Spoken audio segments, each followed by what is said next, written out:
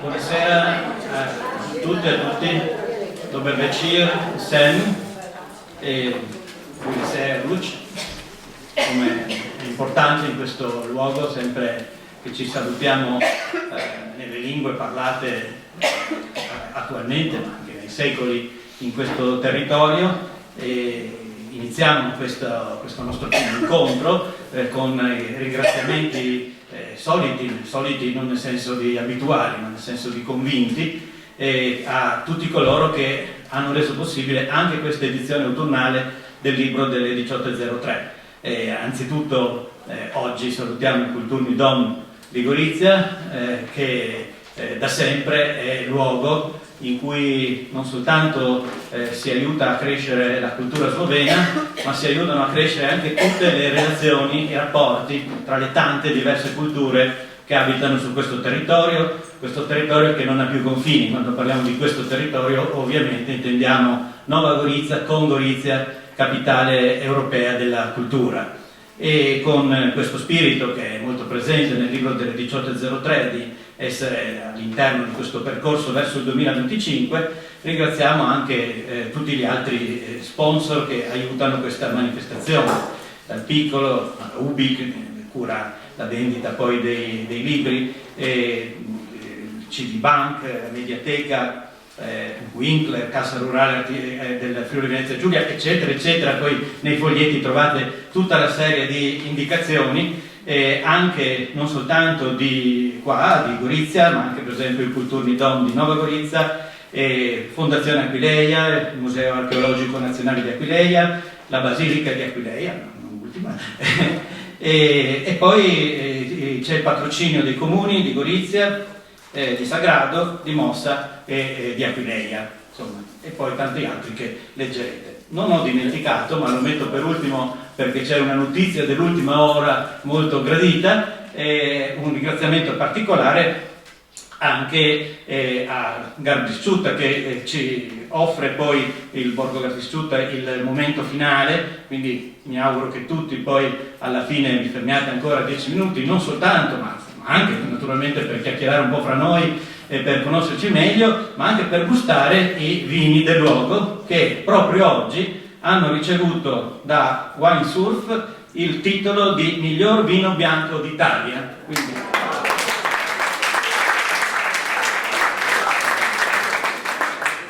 qual miglior occasione per trovarci qua a parlare di frontiere inaspettate. E ora iniziamo la presentazione del libro. Anche nel pensiero c'è un tempo per arare e un tempo per mietere. Giacomo sorride mentre appoggia la bicicletta al recinto. La frase di Ludwig Wittgenstein gli è venuta in mente vedendo il volto del nonno alla finestra del piano terra. Gliel'ha sentita dire la volta in cui ha ricevuto in regalo proprio da lui un libro del filosofo viennese. Difficile comprendere quel testo. L'autore si è arruolato volontario nell'esercito austriaco della prima guerra mondiale perché trovarsi faccia a faccia con la morte è il solo modo per diventare una persona decente. Pensa prima di attraversare il ponticello sulla roggia che permette l'accesso alla casa. Che pazzo! Beh, di fronte a tali disgrazie o si soccombe o si trova la forza di reagire. Gli alberi del giardino hanno ormai superato in altezza il livello del tetto e si muovono assecondando la direzione del vento. Una raffica improvvisa fa volare la polvere del selciato e interrompe la riflessione, lasciandolo senza fiato. La bora, vento schiavo, freddo e secco, soffia senza tregua in un autunno senza pioggia. Il grande ippocastano ha iniziato a cambiare il colore delle foglie che ora si staccano e volano, quasi stormi di uccelli in fuga.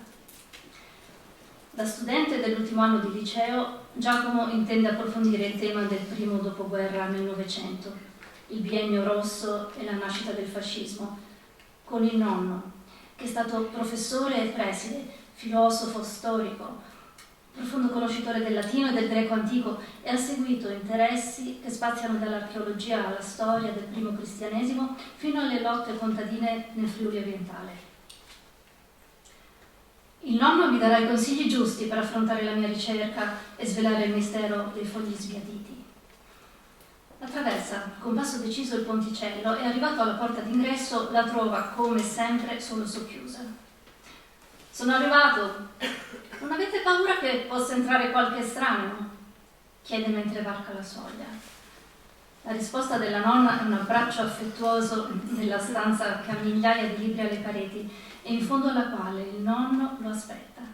Giacomo lo saluta e si siede in modo da averlo di fronte. Ti ho visto alla finestra. Cosa pensavi? Mi chiede. Ti aspettavo e guardavo la terra. Guardavi la terra. La campagna che circonda il nostro borgo è cosparsa di minuscoli resti provenienti dalle antiche case romane, sepolte da secoli sotto la terra. Ogni manciata è un pezzo di storia. Quando da bambino correvo nei campi, trovavo tessere di mosaico, manici di anfore antiche. Era sempre una sorpresa. Cercavo di immaginare chi in passato avesse prodotto e usato quegli oggetti. Mi pareva che i bambini di 2000 anni fa potessero essere proprio come me. Generazioni di uomini e donne hanno arato e seminato la terra fertile, incuranti del tesoro che si cela sotto la superficie e affiora a tratti dalle zolle, come l'acqua di risorgiva che compare dove non ti aspetti e forma le tante rogge del nostro paesaggio. Hai detto che mi aspettavi da molto? Stavo alla finestra a gustare il piacere dell'attesa. La tua visita mi emoziona, non è scontata. In effetti da tempo non passavo a trovarti. Spero non ti dispiaccia aiutarmi ad approfondire la storia di questi territori negli anni '20 del Novecento. Tutt'altro, ne sono felice. Il tuo interesse per uno degli argomenti dei miei studi mi riempie d'orgoglio e di soddisfazione, molto più delle conferenze e dei seminari che ho tenuto. Però mi fai sentire a disagio, hai un'espressione così seria, sembra che tu voglia interrogarmi come facevi con i tuoi allievi. Per molti il professore è un vero intellettuale, per Giacomo è l'amato nonno paterno, che è stato anche il genitore severo, uomo di onestà cristallina e grande rigore morale. Invece succederà il contrario, sarai tu a farlo. 100 anni dopo, quelle vicende sembrano ancora attuali e meritano un approfondimento. Chissà se ti è rimasta la forza di immaginazione che avevi da piccolo. Mentre parla il suo viso si illumina. Apprezza questa rara occasione di dialogo familiare che gli permette di realizzare il tanto desiderato passaggio di conoscenza con i nipoti che hanno riempito di gioia la sua esistenza. Da tempo sente la necessità di capire quale eredità lascerà alla famiglia, non pensando al denaro, ma ai tanti aspetti che hanno caratterizzato la sua vita e i suoi studi, a quale delle sue qualità vedrà proseguire nei discendenti. Con i figli non ci aveva mai pensato. Con i nipoti il desiderio di lasciare una memoria diventa invece impellente e improrogabile. Guarda Giacomo in silenzio mentre riflette. Dopo qualche minuto inizia a parlare.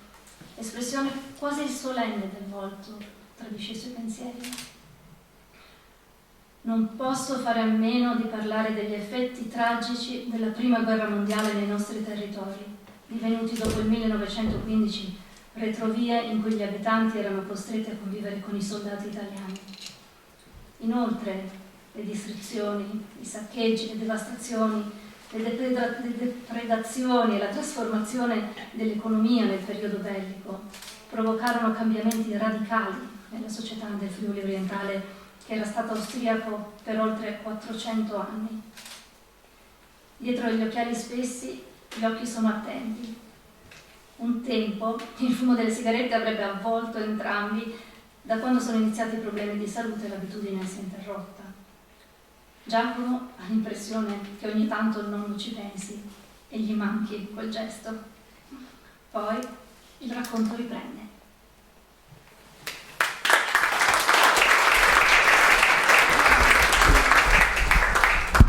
Grazie a Valentina Verzegnassi per la lettura, bellissimo il testo ma anche bellissimo il modo con cui l'hai letto.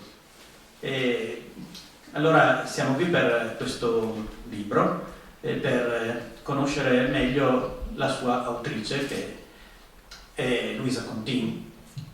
Lei è nata ad Aquileia, quindi ha un'origine nelle radici della storia di tutti noi, e ad Aquileia ha vissuto molte esperienze, insomma, è stata insegnante, ma insomma, l'ho conosciuta nell'età più recente, siamo stati colleghi come nel far politica, amministrazione nella Bassa Friulana, è stata assessore alla cultura del comune di Aquileia fino alla penultima amministrazione, e tuttora è consigliera comunale nel consiglio di Aquileia. Ma oltre a questo è una persona molto presente in tanti ambiti, in tanti luoghi, come si suol dire è una donna di cultura, non solo perché conosce tante cose, soprattutto poi anche nell'ambito del suo insegnamento, che è lingua e la letteratura tedesca, se non sbaglio, no? Ma anche per generare cultura, costruire cultura. Ed è importante che ci rendiamo conto di cosa significhi essere tutti quanti, ciascuno, per ciò che è costruttrice e costruttori di cultura. E questo libro è all'interno di questa dimensione. Ma avremo modo adesso di parlarne, magari alla fine daremo anche un po' di spazio per il dialogo, per confrontarci un po' insieme. Ma entrando ora nel libro, che è iniziato proprio con le parole che abbiamo ascoltato, uno dei grandi protagonisti di questo testo è quello di cui parlava il testo, letto così bene da Valentina, però se avete notato non viene mai nominato, quindi penso che sia il momento di parlarne. Grazie per questa presentazione, grazie a voi per essere così numerosi. Il personaggio che compare all'inizio del mio libro è una persona a cui devo moltissimo. È stato mio professore di storia e filosofia al liceo scientifico qui a Gorizia, ma è stato un grandissimo intellettuale, come dico appunto nella descrizione delle prime pagine. Si tratta di Renato Jacomin, che ci ha lasciato 11 anni fa, ma ha lasciato un'eredità importantissima con i suoi libri, con il suo impegno politico, con il suo essere sempre al di sopra e il suo essere sempre così onestissimo in tutte le sue scelte politiche e anche personali. Diciamo che gli devo anche l'idea di scrivere il libro, perché credo che il suo Le lotte contadine nel Friuli orientale dal 1891 al 1923 è un libro che dovrebbe essere nella libreria di tutte le famiglie della Bassa Friulana o almeno del Goriziano, perché analizza la storia di questi anni fino al 1923, quando tutte le lotte contadine finirono malamente e cominciò l'era fascista. La sua capacità di analisi è veramente fenomenale. Leggendo questo libro, io purtroppo l'ho letto diciamo in tarda età, e ho ritrovato in questo libro i racconti dei miei nonni. Sorprendente, perché ho proprio ritrovato i protagonisti delle storie che sentivo da bambina, e ho cominciato a indagare attraverso ricerche di archivio, ma soprattutto attraverso memorie delle persone anziane del territorio che mi hanno raccontato molti fatti che poi ho trovato confermati.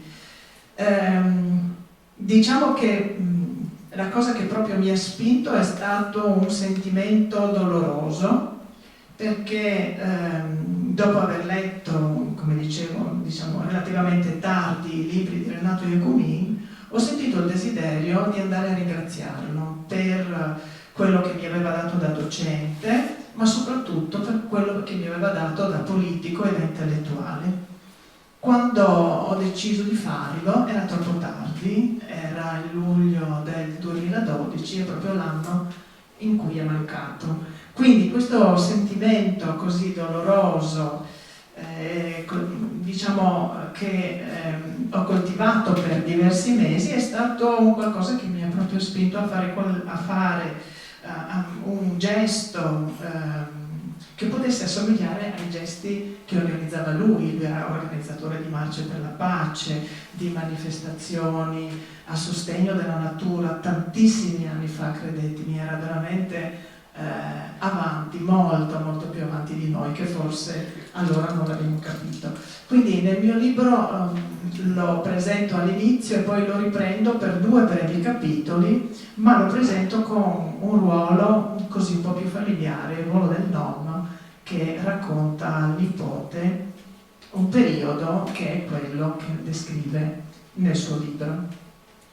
Renato Iacomini, io ti ringrazio molto per il ricordo che ne fai nel libro, ecco, poi per chi lo ha conosciuto era chiarissimo il riferimento anche senza il nome, ma anche senza il nome è bello perché rende un po' più affascinante e universale, direi, la descrizione. Mi ricordo le marce Pordenone-Aviano insieme a Renato, le discussioni interminabili, il libro sulle lotte contadine che ci fecero leggere al liceo quando avevo 18 anni, quindi io l'ho letto tanto tempo fa e vedendolo adesso nelle tue mani mi viene un po' di nostalgia, lo riprenderò.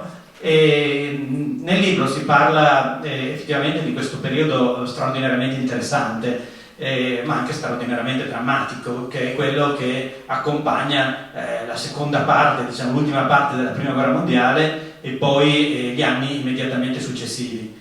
E nel libro ci sono dei riferimenti storici, mi permetto di dire veramente straordinari, competenti, cioè c'è una documentazione ferrea dietro ad ogni parola, quindi non è un libro di invenzione e non è un libro che butta lì delle nozioni, è un libro che dimostra una profonda conoscenza della storia in generale, di quel periodo storico in particolare, e direi anche un certo amore per la cultura friulana, per la friulanità, intesa non come una identità contro gli altri, ma intesa come un modo di essere che va a costruire relazioni, a costruire rapporti, e questo emerge molto chiaramente all'interno di questo testo. Prima di passare a una seconda lettura vorrei chiederti un po' di andare sulla questione della frontiera inaspettata. Tanto mi permetto di dire, non so se l'hai scelto tu o l'editore, ma è un titolo bellissimo. Grazie, l'ho scelto io. Sì, l'ho scelto io.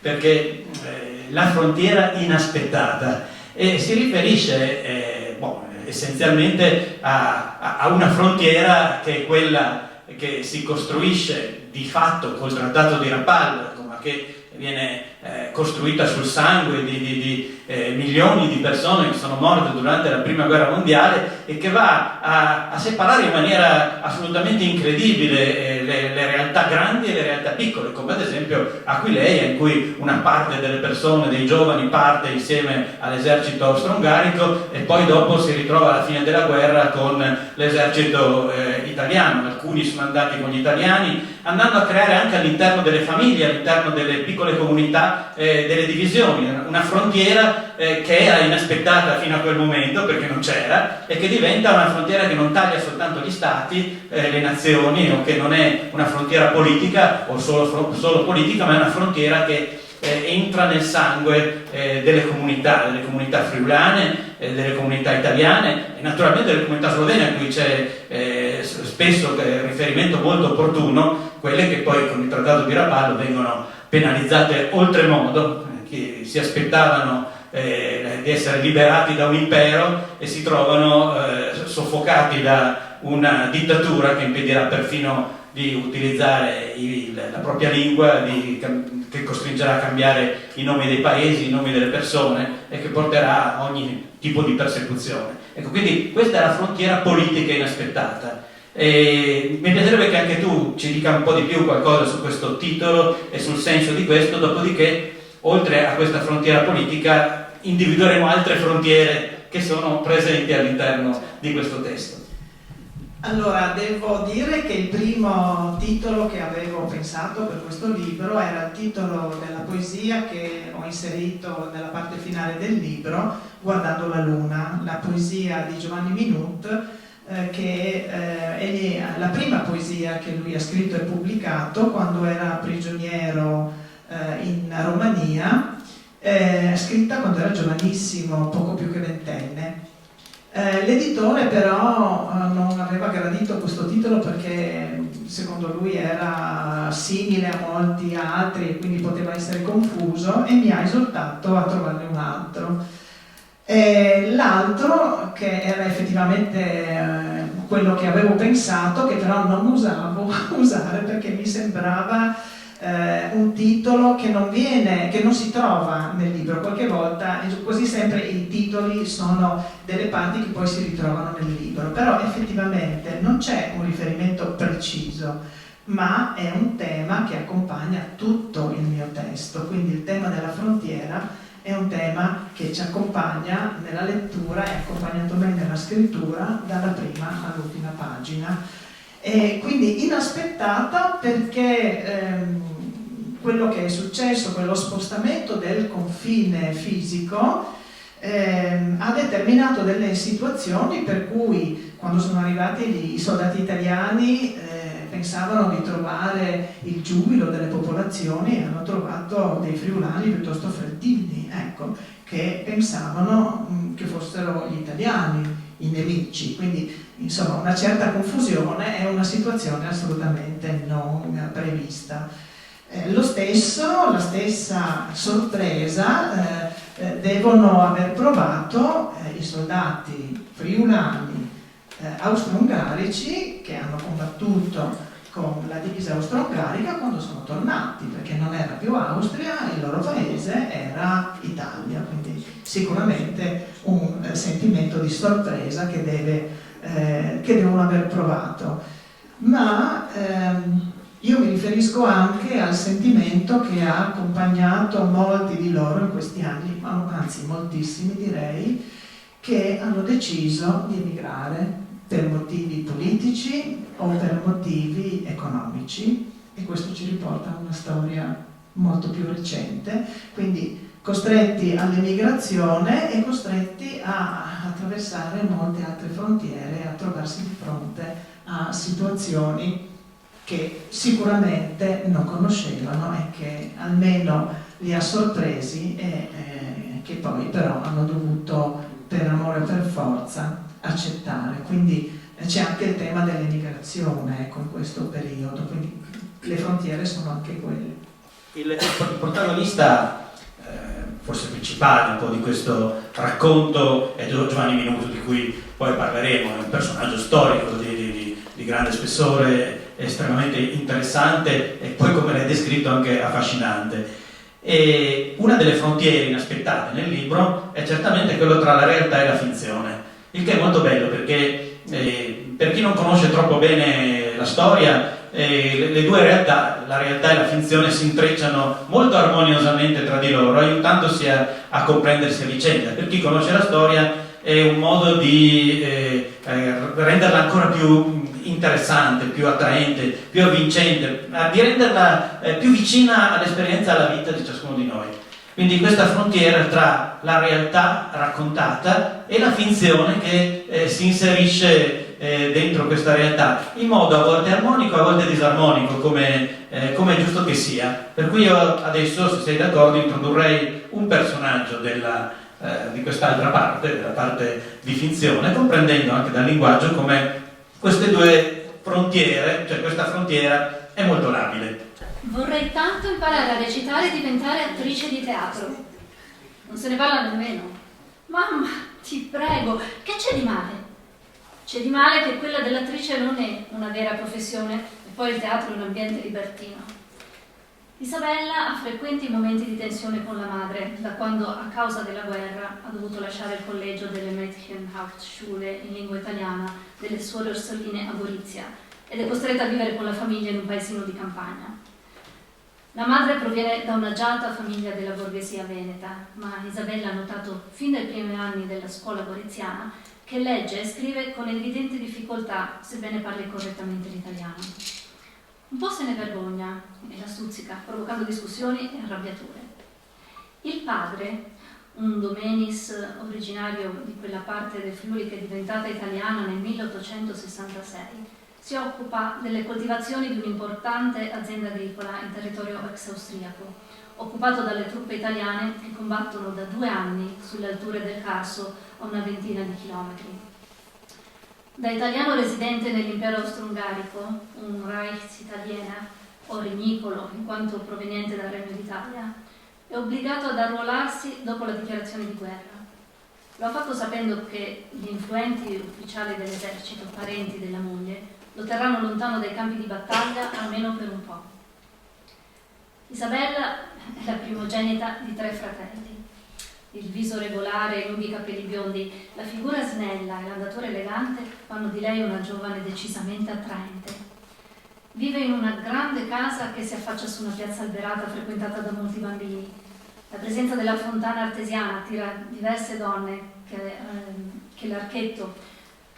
con l'archetto a cui sono appesi i secchi in rame trasportano l'acqua più volte al giorno, trattenendosi brevemente per qualche chiacchierata. Prima della guerra la banda cittadina lietava le serate e non mancavano le occasioni per ballare all'aperto nella stagione estiva. Dalla finestra aperta della stanza all'ultimo piano, ora che l'aria primaverile si è fatta tiepida, Isabella osserva questa piccola porzione di mondo concentrandosi sulle persone che passano. Ne riconosce molte, ma la guerra ha portato un gran movimento di soldati, ufficiali e signorine non ben identificate, personaggi sconosciuti su cui la sua forza di immaginazione costruisce tante storie. Quella signorina elegante è sicuramente la fidanzata dell'ufficiale che tiene a braccetto, però ieri accompagnava un altro uomo, Josefa, die Liebhaberin von 2 Männern. Josefa è la sua migliore amica. Era la compagna di banco e di stanza ai tempi del collegio. Figlia di un ufficiale dell'esercito austriaco, è stata iscritta nella scuola delle Orsoline per imparare bene l'italiano. Il trasferimento in collegio ha rappresentato una fuga dalle regole ferree della sua famiglia. Weg von der Kaserne, diceva ogni volta che tornava dalle vacanze, via dalla caserma. Frequentare Isabella le ha permesso di migliorare molto il suo italiano. In questo l'amicizia l'ha aiutata più della scuola, anche se in certi contesti la lingua madre esplodeva irrefrenabile, provocando le risate dell'amica che immaginava il significato pur non comprendendo le parole. Naturalmente anche Isabella ha tratto vantaggio dalla relazione. L'amore per la lingua tedesca ne è una conseguenza, sebbene la guerra abbia interrotto quel legame. Già nell'autunno 1914 Josefa temeva di dover tornare a Vienna, città di origine della madre, mentre il padre era impegnato al fronte. Il vero commiato è arrivato però nella primavera del 1915 ed è stato così doloroso per Isabella da indurla a immaginarsi la presenza dell'amica nei momenti di solitudine, moltissimi nel suo ritorno a casa, nel tentativo di ricostruire l'amicizia, forse anche il mondo goriziano in cui la dichiarazione di guerra aveva fatto esplodere le differenze culturali di cui quella città era ricchissima. Ora parla da sola, immaginando Josefa vicino alla grande stanza con la finestra che si affaccia sulla piazza. Un'intera parete è occupata dagli armadi in cui la madre ripone i vestiti eleganti e una sezione è dedicata ai costumi che lei ha utilizzato per le recite scolastiche. Adora aprire quegli armadi, scegliere gli abiti di scena, indossarli e recitare i brani teatrali che conosce a memoria, cercando di coinvolgere la sorella Lucia, di 1 anno più giovane. Oggi ho pensato di rappresentare Arlecchino e Colombina. Chi preferisci essere? Le chiede speranzosa. Nessuno dei 2, è la risposta. Sono sbocciate le camelie in giardino, voglio andare a disegnarle. Dopo la sfuriata della madre e il rifiuto di Lucia, rimane da convincere solo il piccolo Guido. Se reciti con me, ti prometto che finalmente andremo insieme a tagliare i rami di sambuco per costruire le tue cerbottane. Vuoi essere Arlecchino? Il fratellino le ha sempre creduto. Non stavolta. Sono passati alcuni giorni dalla promessa precedente e non ha ancora visto nessuna pianta adatta alla sua arma sparabacche. Guarda Lucia è più brava di te a trovare sambuchi, non mi incanti più. È la risposta secca di Guido, che a 7 anni ma reagisce prontamente alle lusinghe della sorella come forse meglio di un adulto. Non le resta che trovare un abito adatto a recitare, solitaria, nella grande stanza all'ultimo piano.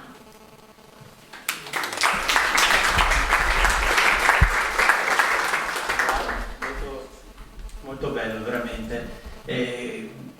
Luisa, qua ci sono due cose che a me piacerebbe che ci racconti. Una, un po' di più, chi è questa Isabella, questa famiglia che descrivi così bene. Ma c'è un passaggio del libro che a me ha colpito molto, mi è piaciuto molto, che è quello che riguarda un certo Edmondo Furlan. Vuoi mettere insieme le due cose? Certamente. Allora, intanto l'ispirazione per questa figura è venuta dalla conoscenza di quando ero bambina con una persona a cui ho voluto veramente molto bene. Era la mia insegnante di teatro della parrocchia e ero veramente affascinata da questa persona perché le riconoscevo delle caratteristiche completamente diverse da tutte le altre donne che mi circondavano. Era una bella donna che però le altre persone guardavano con un certo sospetto e per lei usavano una parola che a me non piaceva per niente ed era zitella. Quindi lei dedicava la sua vita ai bambini e alla sua grande passione per il teatro e per la musica. Diciamo che ho voluto ricordarla nella figura di Isabella nel mio romanzo, che è una giovane colta per la sua età e per questo solitaria. La figura di Edmondo Furlan è una figura storica, è un soldato scultore ad Aquileia. Potete ammirare le sue opere nel cimitero dei Caduti e anche all'interno della basilica. In particolare nel cimitero dei Caduti c'è una Madonna addolorata e se osservate bene questo volto sicuramente vi convincete del fatto che si tratta di una donna molto giovane. Ebbene, era Maria de Ganis, la persona della realtà a cui mi riferisco, a cui però ho voluto cambiare nome perché non sono riuscita a trovare nessun discendente a cui chiedere permesso di usarlo e quindi ho pensato di cambiare completamente il nome. Quindi in questa figura ho voluto rappresentare questa donna e a un certo punto nel testo faccio un riferimento a una musica, un'aria di un'opera che lei mi ha insegnato, quindi insomma me la immaginavo mentre la cantava quest'aria, non certamente come facevo io, che non ero veramente dotata come lei. Ecco, quindi diciamo me la sono immaginata, ma ho preso spunto da una figura conosciuta. Cosa c'entra Edmondo Furlan? Quindi Edmondo ha spesso usato come modelli i ragazzi aquileiesi per le sue opere, quindi anche la figura del crocifisso con il Cristo che si abbandona alla croce per rincuorare i soldati morenti. Anche lì troviamo delle immagini di ragazzi aquileiesi e abbiamo insomma le testimonianze, non proprio diciamo le prove storiche, ma la testimonianza del fatto che Maria de Ganis era stata la modella per lo scultore che ha realizzato questa statua. Quindi diciamo che non vorrei svelare troppo del romanzo, però diciamo che c'è una relazione non fortunata per un atteggiamento che spesso i ragazzi giovani hanno, l'illusione di essere ricambiata, che invece non fu. Ecco.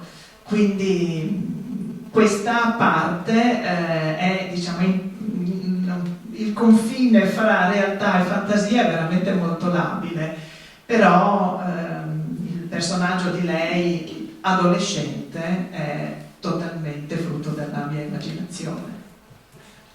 è una bellissima storia d'amore in realtà, dentro questa vicenda più ampia che accade in quel periodo. E anche quella è un'altra frontiera inaspettata che si incontra, è quella tra l'illusione, la speranza e la delusione, non soltanto in amore ma anche in altre prospettive. Dentro questo vorrei chiederti di un altro aspetto che mi è piaciuto tra i tanti ovviamente, mi ha colpito. Tu adesso hai detto il cimitero dei caduti, ecco, così come mi piace il cimitero di guerra, insomma, non il cimitero degli eroi. E dedichi un capitolo anche a questa vicenda del Milite Ignoto, un capitolo veramente che mi ha condivido pienamente. Titolo Il pacifista. Sì. Ecco, di questo sono assolutamente convinta. Quindi il protagonista maschile del libro è Giovanni, a lui ho lasciato il nome della realtà, Giovanni Minut, di Visco, soldato austro-ungarico, che ha combattuto al fronte orientale, il fronte russo, in luoghi che sono tornati a essere luogo di guerra perché erano al confine fra la Polonia e l'Ucraina. Fu fatto prigioniero e in quel periodo venne in contatto con la rivoluzione russa, insieme a molti altri. Quando poi tornò in patria, questa idea era talmente entusiasta di essere entrato in contatto con una realtà che gli faceva veramente sperare in un mondo migliore, da convincersi a lottare per ottenere i diritti che soprattutto i contadini di quelle terre con l'arrivo dell'Italia non avevano più. Perché? Perché nel periodo dell'Austria un minimo di riconoscimento, per esempio ai fittavoli e ai mezzadri, era stato riconosciuto. C'era un prete, Monsignor Feidutti, e un parlamentare della Bassa, Bugatto, che adesso è sepolto nel cimitero di Grado, che si impegnarono per migliorare i rapporti esistenti fra i proprietari e i mezzadri, riuscendo a ottenere dei miglioramenti, non grandissimi perché la povertà del periodo austro-ungarico insomma era la stessa di molti altri periodi, insomma. Però quando arrivò l'Italia annullò tutti gli accordi precedenti, quindi i proprietari erano liberi di imporre le condizioni che loro ritenevano più opportune, ovviamente peggiorative, e questo determinò il fenomeno delle cosiddette disdette. I mezzadri potevano vivere nelle case dei proprietari, ma le dovevano lasciare nel momento in cui veniva meno l'accordo fra le parti e quindi si trovavano immediatamente senza lavoro e senza casa. Quindi questo determinò un'ondata di emigrazioni, ma anche una reazione da parte di molti coraggiosi contadini e dei sindacati. Il sindacato si chiamava Federazione dei Lavoratori della Terra e lo usavano abbreviato come Federterra, e uno dei referenti di questo sindacato era proprio Giovanni Minut, che cominciò a credere fortemente nella possibilità di poter aiutare tutte le persone che subivano delle situazioni da cui era veramente molto difficile uscire. Ecco, diciamo che furono anni, lo hanno chiamato il biennio rosso, no? Quindi furono anni in cui si ottennero dei risultati sorprendenti. Pensiamo per esempio che il 1° marzo del 1920 Giovanni Minut organizzò il primo sciopero contadino della Bassa Friulana, a cui aderirono veramente tutti i contadini. La cosa che diede una svolta positiva fu un fatto per certi versi crudele nei confronti degli animali, perché si rifiutarono di mungere. Dopo qualche giorno i proprietari concessero quasi tutto quello che veniva richiesto, perché altrimenti le mucche avrebbero insomma avuto serie conseguenze. Per cui il 5 marzo del 1920 fu stipulato un accordo, veramente il libro di Jacomini lo riporta, che permetteva di raddoppiare le paghe, pensate, raddoppiare le paghe dei lavoratori della terra anche alle donne, e le proprietà si impegnavano a migliorare anche le condizioni di vita nelle case dei contadini. Purtroppo tutto questo, 3 anni dopo, fu totalmente vanificato. Un po' del libro, insomma, lo spiego come anche è successo a livello nazionale, ma anche ha avuto risvolti qui, nella Bassa Friulana. Sì, quindi se leggete il libro veramente trovate uno spaccato di questa storia che ha al fondo delle grandi documentazioni, ma che permette anche di poter, con una certa levità, poter conoscere questo tratto di storia della Bassa Friulana, senza necessariamente arrivare a leggere, anche se ne varrebbe la pena, il monumentale volume di Renato Jacomini. Io direi di passare alla terza lettura, che ci porterà verso il tema anche della relazione, dell'amicizia e della costruzione insieme del futuro, ma anche appunto della delusione che tante volte ne consegue.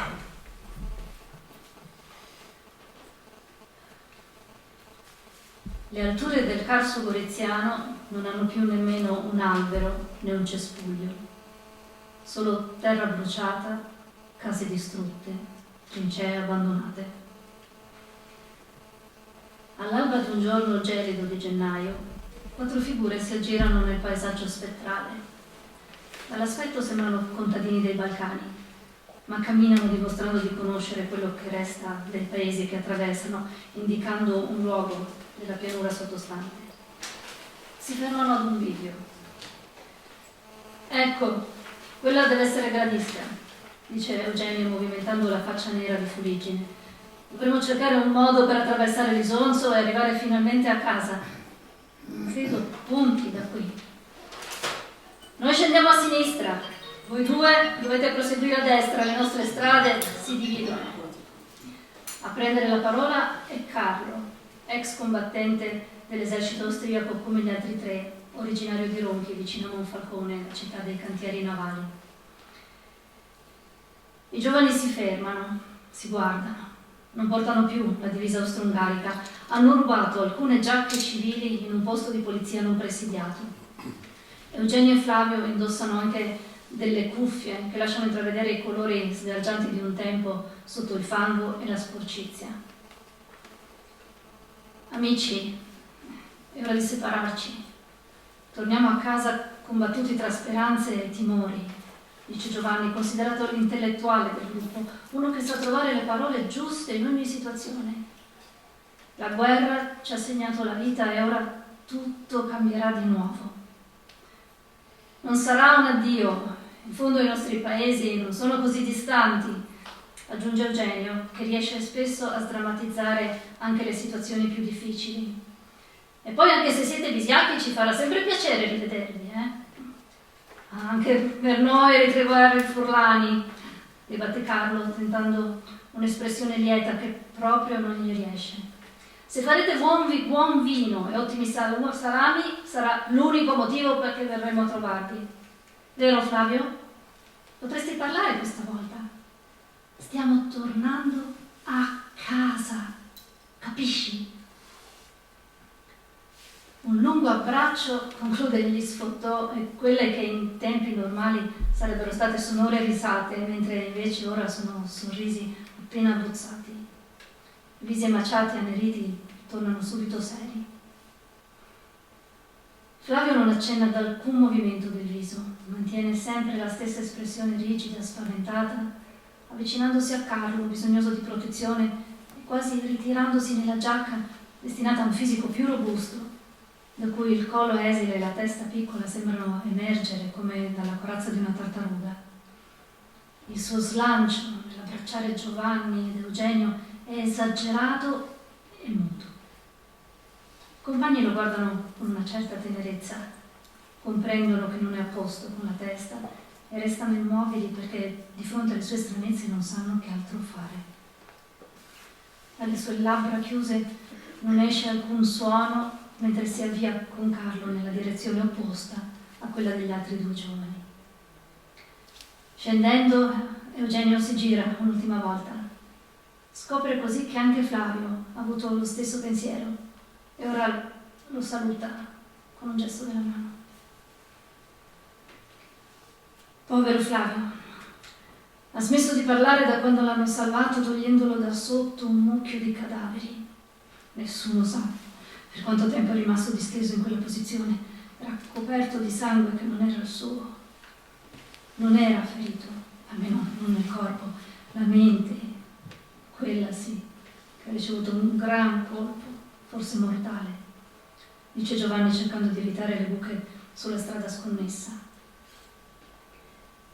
Il paesaggio testimonia i cruenti combattimenti avvenuti in quei luoghi. Croci ovunque, reticolati, trincee, case distrutte. Nel campo di prigionia in Moravia, da dove sono fuggiti, hanno sentito parlare del fronte sul fiume Isonzo. Non avrebbero saputo immaginare quello che i loro occhi vedono ora. Nel 1914 volevo scappare in Italia. Mi ha trattenuto Anna, una ragazza di cui ero innamorato, e ancora Giovanni a parlare.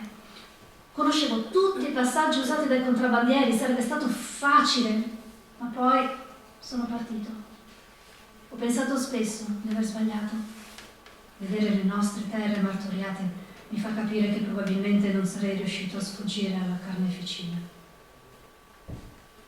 Qui non sono sopravvissute nemmeno le piante. Affrettiamoci, cerchiamo di trovare un passaggio non presidiato, propone Eugenio in ansia, come se dovesse sfuggire ancora al nemico. Come pensi che ci considereranno gli italiani? Non te lo so dire, non so nemmeno immaginare quale sarà la loro reazione di fronte a ex combattenti austro-ungarici che ora tornano alle loro famiglie. Ci penseremo quando succederà. Riescono ad attraversare il ponte provvisorio sull'Isonzo, confondendosi fra la folla dei profughi che procede in entrambe le direzioni. Nel pomeriggio arrivano a Visco, stremati. Prima della guerra, nei pressi dell'abitato c'era il confine fra l'Italia e l'Austria. Ora quella linea si è spostata molto più a est. È ormai buio. La forza che li ha sostenuti durante il lungo viaggio di ritorno li sta abbandonando. Hanno mangiato solo del pane rubato in territorio sloveno. Non sono riusciti a trovare nient'altro dal Carso verso la pianura. Solo povertà, disperazione, distruzione. Intravedere i due casali in cui sono cresciuti dà loro l'energia necessaria per affrontare il breve tratto di strada che ancora manca. Bussano alla porta della stalla più vicina. Dalle aperture si vede una luce fioca. Speriamo siano ancora tutti qui, dice Giovanni con un fil di voce. Non sai quanta nostalgia avevo delle riunioni familiari quando ero a fronte. Sì, volevo aggiungere che in alcune situazioni mi sono trovata a sentire, parlando di quel periodo, di ribellioni armate. Non fu affatto così, perché furono ribellioni in cui con la parola i contadini chiedevano diritti e giustizia, non furono mai usate le armi.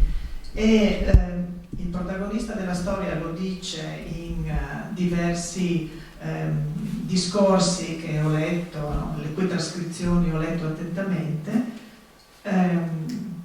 Odiava le armi, odiava la violenza. Dopo l'esperienza della guerra non avrebbe mai più imbracciato un fucile e non avrebbe mai usato un'arma, ma con le parole era qualche volta violento, cioè ha usato delle parole come pietre.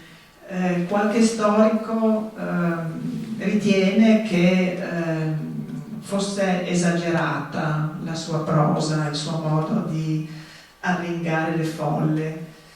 Io credo che la sua esperienza non poteva non portarlo a questo. C'era molta foga nei suoi discorsi, ma soprattutto il desiderio di riportare equità in un mondo in cui pochissimi avevano tantissimo e moltissimi facevano la fame. È una bellissima figura questa di Giovanni Minut. E è vero che lui proprio rifiuta di utilizzare la violenza, lui utilizza la motocicletta, che è una delle protagoniste del libro, e la parola. Più che darle, però neanche prese, ne ha prese parecchie. Ne ha prese molte, sì. Per cui dietro a questo testo non ci sono delle facili attualizzazioni, questo lo devo dire, perché c'è un rigore storico-critico che veramente ti fa onore. Però è quasi inevitabile leggerlo pensando un po' al nostro tempo, al nostro momento, e vedere questa figura di Giovanni Minut che crede di cambiare il mondo, riesce addirittura a mettere in piedi un soviet, è un qualcosa che gli fa sembrare di avviare un futuro ricchissimo. Dopo quello che tu hai detto di questo successo delle lotte contadine, sembra che sia a portata di mano il cambiamento del mondo. E poi tutto come improvvisamente tracolla, e anche lui si trova da solo, con soltanto un amico fondamentalmente, con il quale poi continua a condividere questo ideale, mentre via via tutti gli altri è come se lo abbandonassero uno ad uno. Sì, l'entusiasmo iniziale scema già nel momento in cui c'è la scissione comunista e lui è costretto a scegliere da che parte stare. Decise di diventare comunista, quindi tutti gli ex amici socialisti, per tutti gli ex amici socialisti divenne un grande avversario da trattare, utilizzando la denigrazione, perché soprattutto i cattolici e anche molti preti della Bassa lo definirono presto il predicatore socialista, quello che non credeva in Dio, che agitava le masse, e nel momento in cui decise di pubblicare le sue poesie,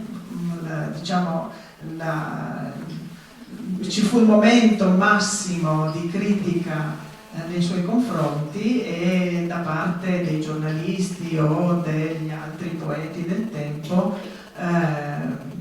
ci fu veramente una distruzione del personaggio. Però questo non significò per lui una diminuzione del suo impegno per quanto riguarda la difesa dei contadini, e molto di più poterono le squadre fasciste che lo picchiarono,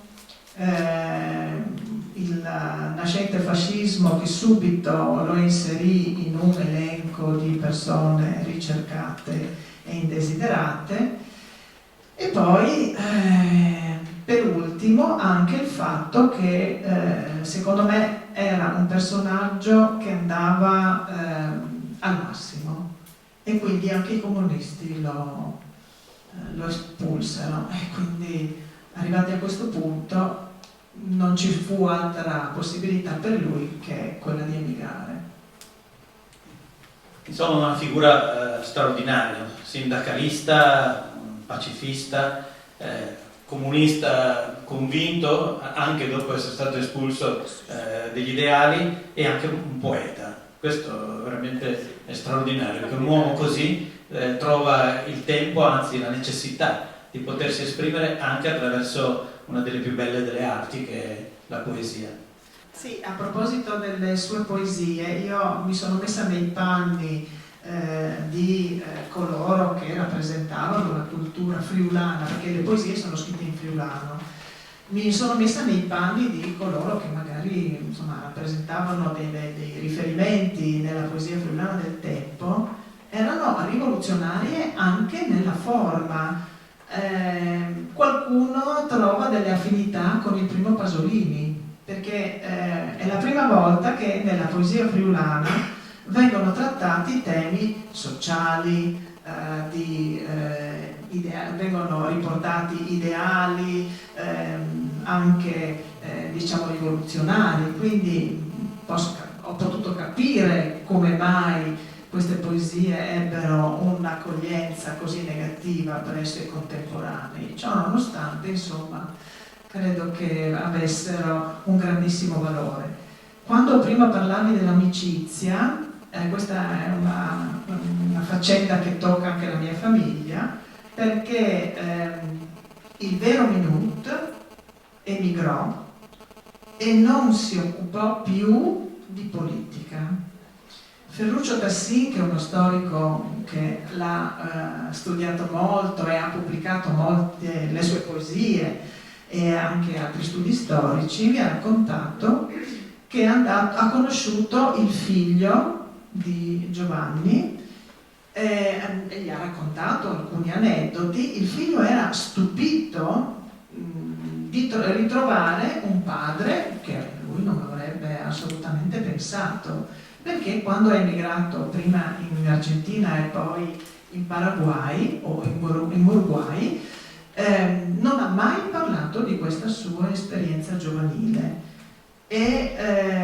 Però lo ha aiutato la formazione scientifica che ha avuto nelle scuole agrarie austro-ungariche, che gli hanno permesso di diventare in America Latina un punto di riferimento per la lavorazione del latte, perché lui prima di emigrare aveva studiato alla scuola agraria a Gorizia e poi a Pisino e poi era andato a lavorare in una latteria. Quindi ha esportato la tecnologia della lavorazione del latte ed è diventato perfino docente universitario di questa materia, ma non ha mai voluto parlare della sua esperienza giovanile. Quando è tornato a Visco tanti anni dopo, non ha voluto incontrare nessuna delle persone che avevano collaborato con lui, tranne uno, Giuseppe Moro, che era il fratello della mia nonna, Peppi Moro, voi sapete che Giuseppe è diminutivo friulano Peppi. Quindi Peppi Moro è l'unica persona che lui ha voluto incontrare e diciamo la persona che ha ereditato questo spirito, perché oltre a essere partigiano durante la seconda guerra mondiale diventò sindacalista e diffuse la cultura cooperativa fra i contadini, che non è poco, insomma. Io penso che potremo avviarci verso la conclusione dell'incontro, perché mi è parso molto profondo, molto intenso, però prima di chiudere intanto vorrei invitare le persone di riferimento del Borgo Gardisciutta che ci vengano a dire due parole proprio in questa giornata particolarmente felice, penso per loro, con questo riconoscimento, ma anche per noi che possiamo godere un po' della loro ospitalità. Volevo chiedergli se volevano dirci due parole anche loro. Prego. Sì. È la mia volta. Più del previsto, ma non preoccupatevi, c'è vino per tutti, quindi non agitatevi.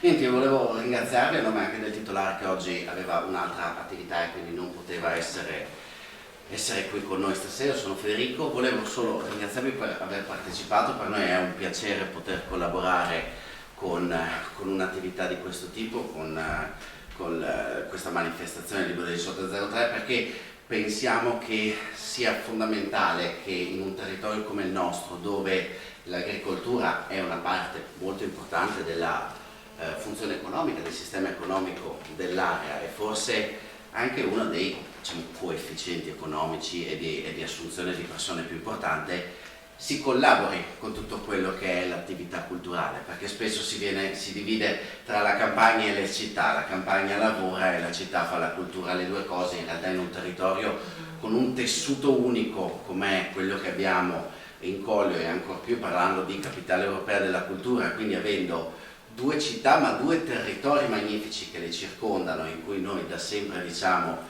la terra non ha il passaporto, il terroir che abbiamo in Collio è lo stesso terroir che troviamo in Slovenia, pertanto anche il substrato culturale, per quanto possa essere stato reso diverso da 70 anni divisi, si sta sempre più riavvicinando e credo questo sia anche l'interesse da parte di tutte le parti che compongono compongono il tessuto, che creano le manifestazioni, che creano le attività. E quindi, così come noi cerchiamo di coltivare delle viti e partire quindi da un terreno di questo tipo, coltivare delle viti transfrontaliere, penso che la cosa più bella sia, come vediamo oggi, come vediamo in tutte le vostre manifestazioni, sia che su un terreno simile e unico come quello che sono Gorizia e Nova Gorizia creiamo un nuovo tessuto e creiamo delle possibilità sempre maggiori. Io vi ringrazio, spero di non aver parlato troppo. Grazie.